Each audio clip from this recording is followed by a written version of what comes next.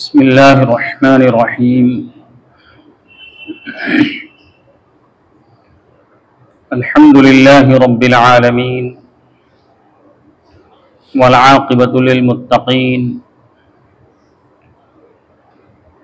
वस्सलातु वस्सलामु अला सय्यिदिल अंबियाइ वल मुरसलीन सय्यिदिना व मौलाना मुहम्मदिन व आलिहि व अस्हाबिहि अजमईन।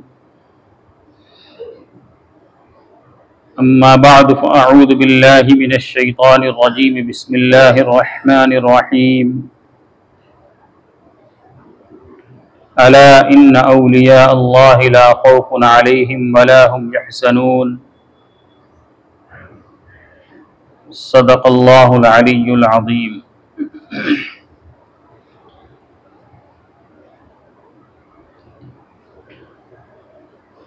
आप हज़रात पहले अंदर जितनी जगह बन सकती हो बना लें, सिमट कर बैठ जाएं। सफ़ के एतबार से मौसम ख़राब है कि बाद में दोबारा फिर से सफ़ न लगानी पड़े। जितनी जगह अंदर बन सकती हो सिमट सकते हो सिमट लें।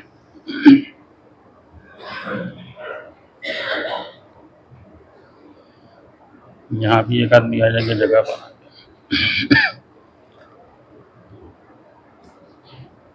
मेरे मुहतरम भाइयों, दोस्तों, बुज़ुर्गों, अल्लाह तबारक व तआला ने कुरान पाक में सूरह माइदा में इत्माम दीन और इत्माम नेमत को बयान फरमाया। अल-यौम अकमलतु लकुम दीनकुम व अत्ममतु अलैकुम निअमती व रदीतु लकुमुल इस्लाम दीना, कि आज हमने तुम्हारे लिए अपने दीन को मुकम्मल कर दिया और अपने ऊपर तुम्हारी नेमत का इत्माम कर दिया और तुम्हारे लिए इस्लाम दीन को मैंने पसंद कर लिया। इस आयत के ज़रिए अल्लाह तबारक व तआला ने इस बात का ऐलान फरमा दिया कि ये दीन जो जनाब रसूलुल्लाह सल्लल्लाहु अलैहि वसल्लम ने हम सबको अता फरमाया है, ये दीन हमेशा रहने वाला दीन है। क़यामत तक यही दीन चलेगा और इसी दीन के ज़रिए से लोग नजात पाएंगे। अल्लाह का पसंदीदा दीन, अल्लाह की रज़ा हासिल करने वाला दीन, वो यही दीन इस्लाम है। और ये दीन जनाब रसूलुल्लाह सल्लल्लाहु अलैहि वसल्लम के ऊपर मुकम्मल किया गया, जिससे ये बात मालूम हुई कि जनाब रसूलुल्लाह सल्लल्लाहु अलैहि वसल्लम आखिरी नबी हैं। आपके बाद इस दुनिया के अंदर कोई नबी नहीं आएगा। और जब अल्लाह ने इस दीन को पसंद फरमा लिया तो इससे ये बात मालूम हुई कि ये दीन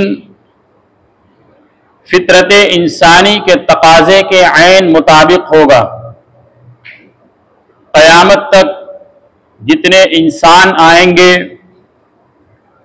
उनके जो फितरी तकाज़े होंगे, उनके ऊपर जो हालात आएंगे,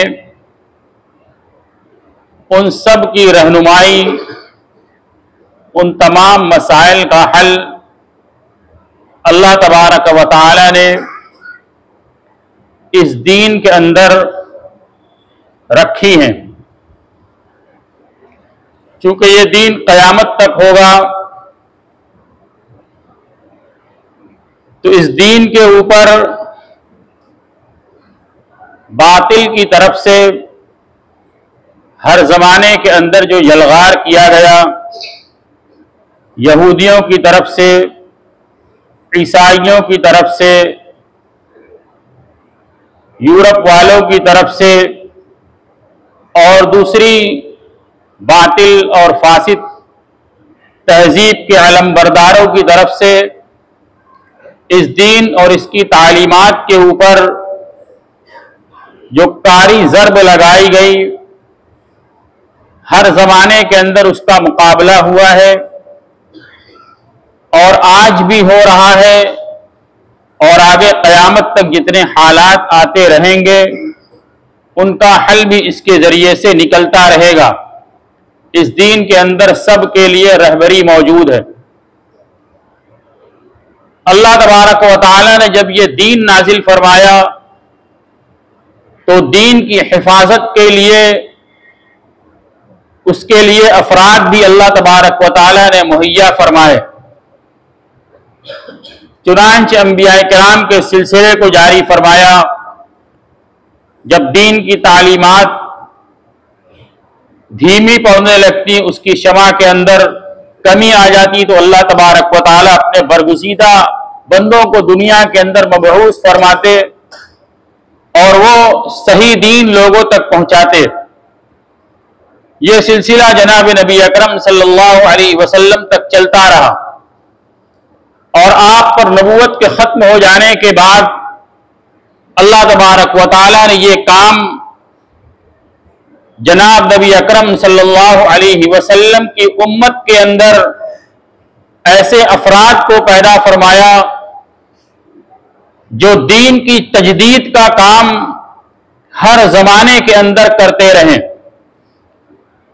यानी मुरूर अय्याम की वजह से, जमाना के गुजरने की वजह से दीन के अंदर और लोगों के अंदर जो बिदआत, खुराफात और दीन की बिगड़ी हुई शक्लें पैदा हो जाएं, उनको दुरुस्त करने के लिए अल्लाह तबारक व तआला ने हर जमाने के अंदर अपने मुंतखब बंदों को, अपने वलियों को दुनिया के अंदर पैदा फरमाया है, जो दीन की सही शक्ल लोगों के सामने हर माहौल के अंदर पेश किया करते थे और लोगों के ईमान की, उनके एतकाद की, उनके आमाल की, उनके मुआमलात की, हर चीज की सफाई किया करते थे।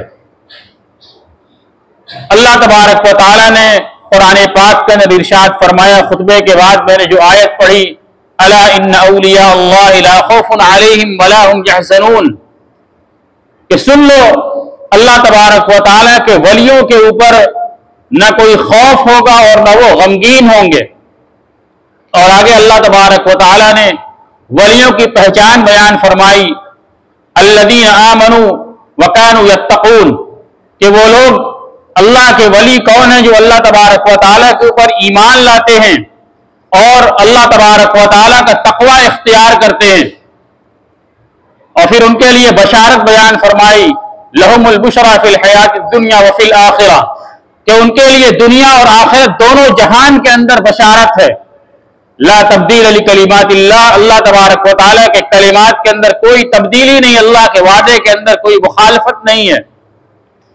इस आयत के अंदर अल्लाह तबारक व तआला ने वलियों के बारे में बशारत बयान फरमाई कि न उनके ऊपर कोई खौफ होगा, न वो गमगीन होंगे, उनके लिए दुनिया और आखिरत के अंदर बशारत है।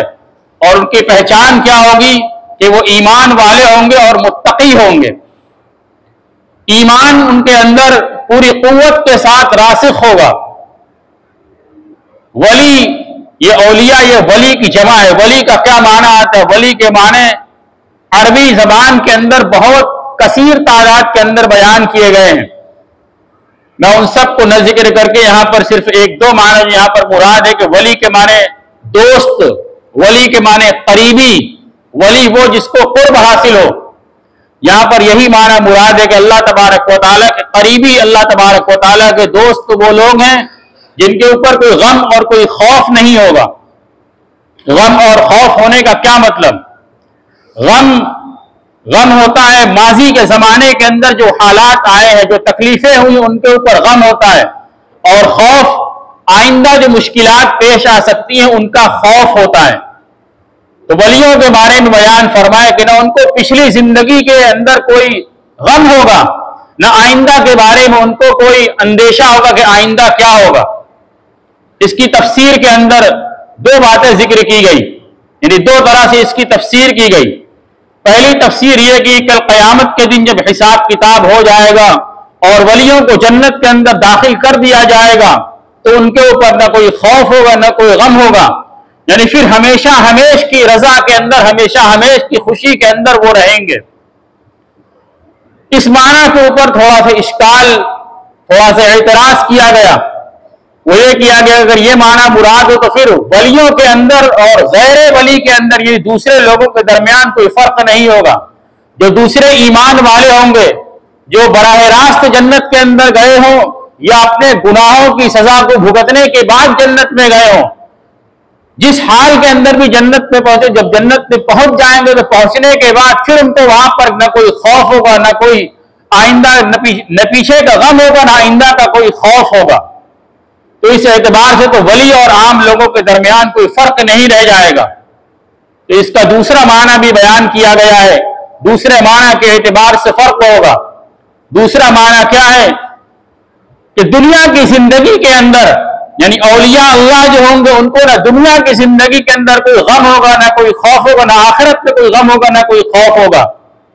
दुनियावी जिंदगी के अंदर जो आम लोग होते हैं उनको अगर पीछे के जमाने के अंदर कोई तकलीफ पहुंची हो, उनका कोई अजीज का इंतकाल हो गया हो, या कारोबार के अंदर नुकसान हो गया हो, या किसी तरह की कोई तकलीफ पहुंची हो, तो एक जमाने के अंदर उसके गम की वजह से निढाल रहते हैं और आइंदा जमाने के एतबार से माल के तलफ हो जाने का अंदेशा लगा रहता है कि आइंदा कारोबार के अंदर नुकसान हो जाएगा, फुला माल तबाह हो जाएगा, फुला औलाद को तकलीफ पहुंच जाएगी, ये हो जाएगा, ये हो जाएगा, ये हो जाएगा। तरह तरह के अंदेशे उनको लगे रहते हैं।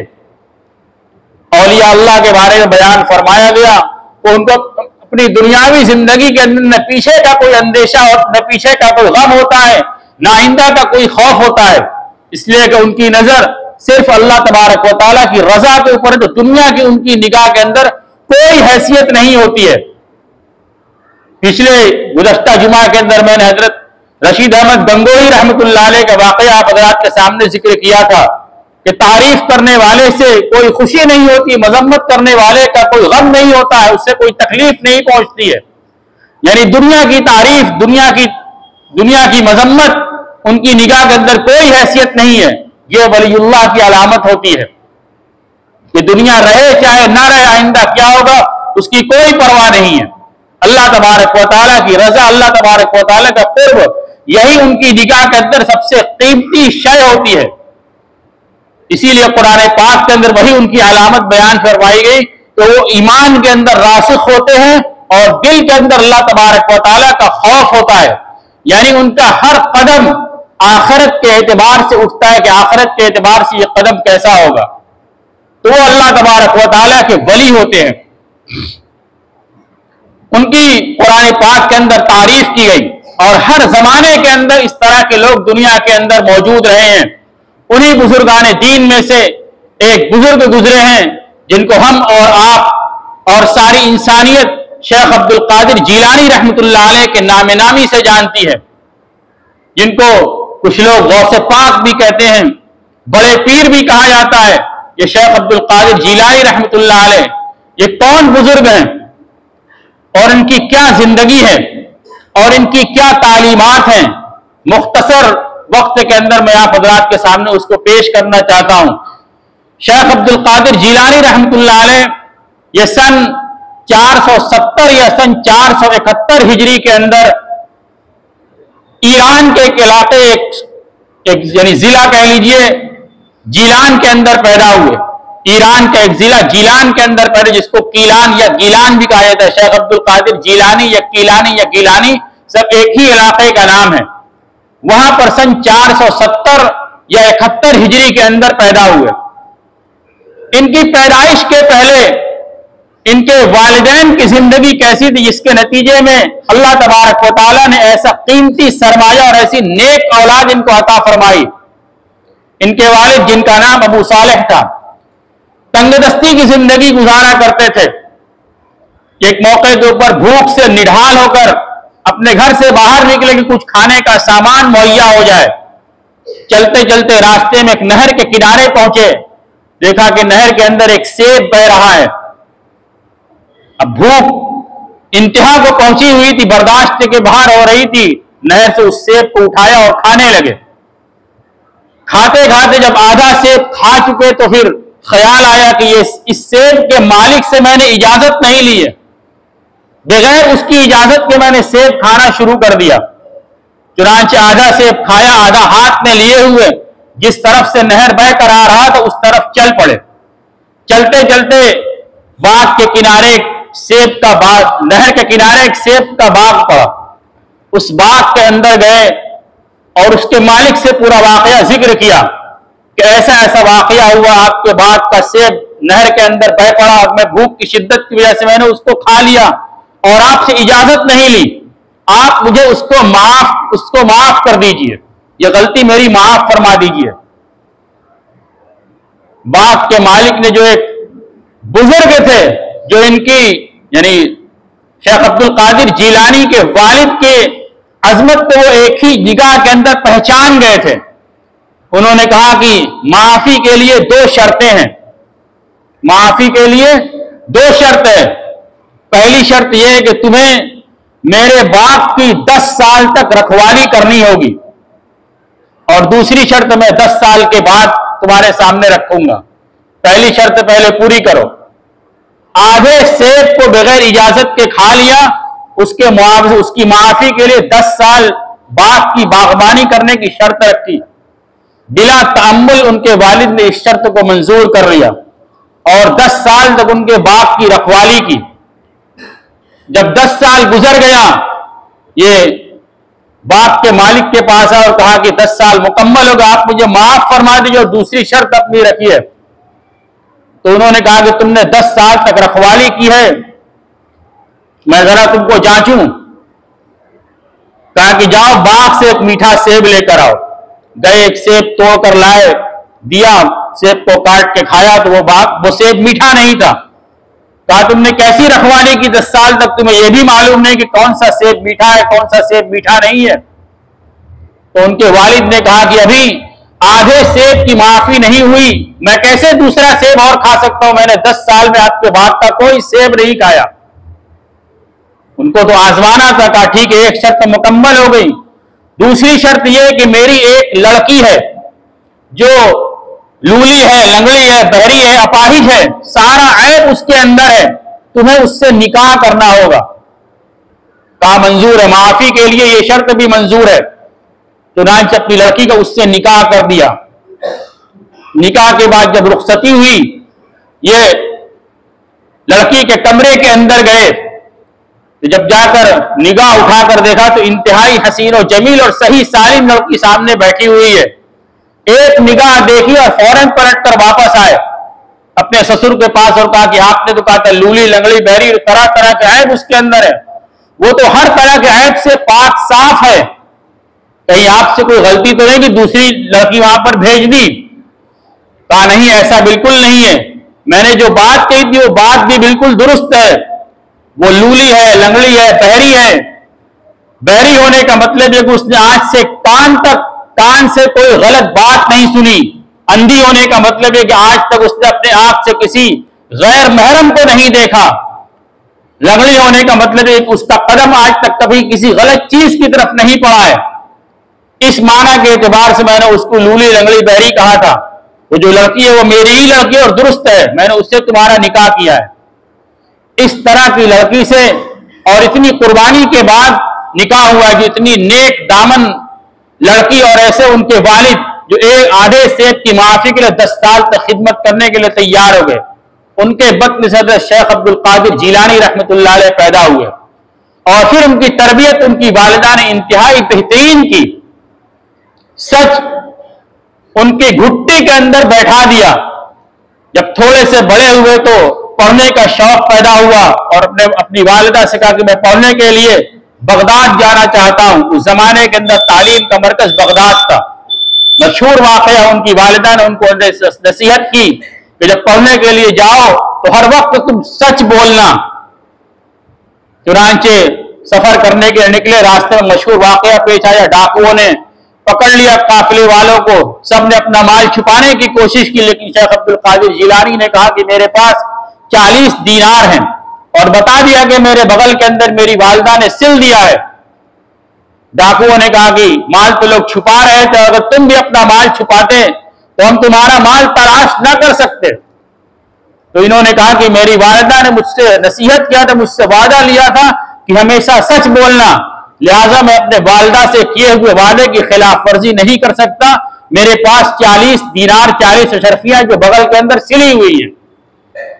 तो डाकू ने कहा कि तुम अपने वालिदा से किए हुए वादे की इतनी पासदारी करते हो, हम अपने रब से किए हुए वादे की पासदारी बिल्कुल नहीं कर रहे हैं। चुनांचे उसी वक्त सारे डाकुओं ने शेख अब्दुल कादिर जिलानी रहमतुल्लाह अलैह के हाथ के ऊपर तौबा की। ये वाकया पेश आया। फिर उसके बाद शेख अब्दुल कादिर जिलानी रहमतुल्लाह अलैह ने तहसील इल्म किया। तहसील इल्म के जमाने के अंदर भी उनके साथ जबरदस्त तकलीफें आई, सारा माल खत्म हो गया। खुद शेख अब्दुल कादिर जिलानी रहमतुल्लाह अलैह फरमाते कि मैंने इंतहाई तंगी के आलम में इल्म हासिल किया है। बसा औकात ऐसा भी हुआ कि मैंने कांटेदार दरख्त की पत्तियों को खाकर अपना पेट पाला है। कभी मैं रास्ते में निकल जाता, कहीं कुछ करीब गिरी पड़ी सड़ी हुई सब्जियां मिल जाती, मैं उसको खा लिया करता था। बाजारों में से चीजें बिन कर खा लिया करता था। दरिया के किनारे जाकर उस पर कोई पत्ता बह रहा उसको खा लिया करता था। भूख इस तरीके से मिटाते थे। और एक मर्तबा फरमाया कि इसी भूख के आलम में निकला, मैं बाजार से गुजरा, बागों से गुजरा, दरिया के किनारे गया, कहीं कोई चीज खाने की मुझको नहीं मिली और मेरी हिम्मत जवाब देने लगी। फरमाया कि उस हाल के अंदर मैं एक मस्जिद के पास जाकर बैठ गया। जब मस्जिद में बैठा तो वहां एक शख्स आए और उन्होंने यानी बैठने के बाद खाना शुरू किया। और खाने के बाद जब इनको देखा कि ये भी खाने की तरफ देख गए तो उनको अपने खाने की तरफ बुला लिया, क्या तुम भी खाने के अंदर शरीक हो जाओ।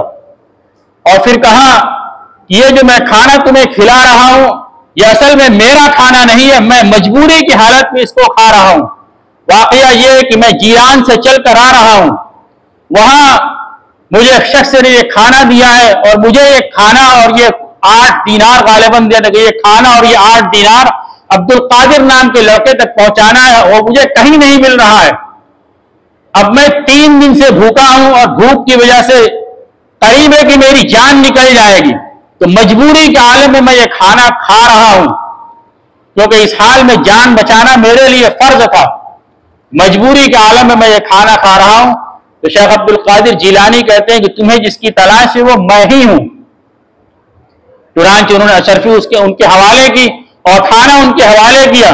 कहा अब तक तुम मेरे मेहमान थे लेकिन अब मैं तुम्हारा मेहमान हूं। इस तंगदस्ती की हालत में उन्होंने तहसील इल्म किया और फिर लंबी जिंदगी, पूरी जिंदगी बगदाद के उन्होंने इल्म फैलाने के अंदर और लोगों के ईमान बचाने के अंदर सर्फ कर दी।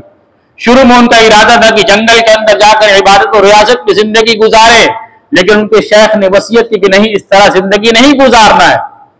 चुनांचे पढ़ने पढ़ाने के अंदर लगे और बयान फरमाया कि मेरे हाथ के ऊपर 50,000 यहूदियों ने ईमान कबूल किया है और लाखों ऐसे लोगों ने जो ईमान के दायरे से निकल रहे थे अपने ईमान की हिफाजत की है। यह हज़रत शेख अब्दुल कादिर जिलानी रहमतुल्लाह अलैह की जिंदगी है। उनकी तालीमात क्या है? उनके नाम के ऊपर आज तरह तरह के जो खुराफात किए जा रहे हैं, उन्होंने अपनी किताब गुनियतुत तालिबीन के अंदर मुतअद्दिद मवाक़े के ऊपर यह बात लिखी है कि अन्यमुद्द यदैहि, कि अपने हाथ को सिर्फ अल्लाह तबारक व तआला के सामने फैलाया जाए। अपने हाथ को सिर्फ अल्लाह तबारक व तआला के सामने फैलाए, अल्लाह तबारक व तआला के ऊपर ईमान लाए, जनाब रसूलुल्लाह सल्लल्लाहु अलैहि वसल्लम की रसालत के ऊपर ईमान लाए और अपनी तमाम जरूरतों का सवाल सिर्फ अल्लाह तबारक व तआला से करे। अपनी तमाम जरूरतों का ख्याल सिर्फ, अपनी तमाम जरूरतों का सवाल सिर्फ अल्लाह तबारक व तआला से करे। आखिरी वक्त के अंदर अपने बेटे को यही नसीहत फरमाई है। ये उनकी तालीमात थी। मेरे भाइयों, दोस्तों, बुजुर्गों, हज़रत शेख अब्दुल कादिर जिलानी रहमतुल्लाह अलैह अहले सुन्नत वल जमाअत में से थे, हम्बलीयुल मसलक थे। पूरी जिंदगी इहकाक हक और इब्ताल बातिल के उन्होंने जिंदगी गुजार दी, लेकिन उनके नाम के ऊपर आज दुनिया के अंदर जो कुछ हो रहा है ये सब उनकी तालीमात के सरासर खिलाफ है। मेरे भाइयों, दोस्तों, बुजुर्गों, हम अपने बुजुर्गान दीन की सही तालीमात को जाने, उनकी सही जिंदगी को जाने कि उनकी क्या तालीमात है और क्या कुछ हो रहा है। अल्लाह तबारक व तआला हम सबको कहने सुनने से ज्यादा अमल करने की तौफीक अता फरमाए, हम सबको हक की पैरवी करने की तौफीक अता फरमाए और हर तरह के बातिल और खुराफात और बिदअत से हम तक की हिफाजत फरमाए। अल्लाह तबारक व तआला हम सबको अमल की तौफीक अता फरमाए। व आखिरु दावाना अनिल हम्दुलिल्लाहि रब्बिल आलमीन।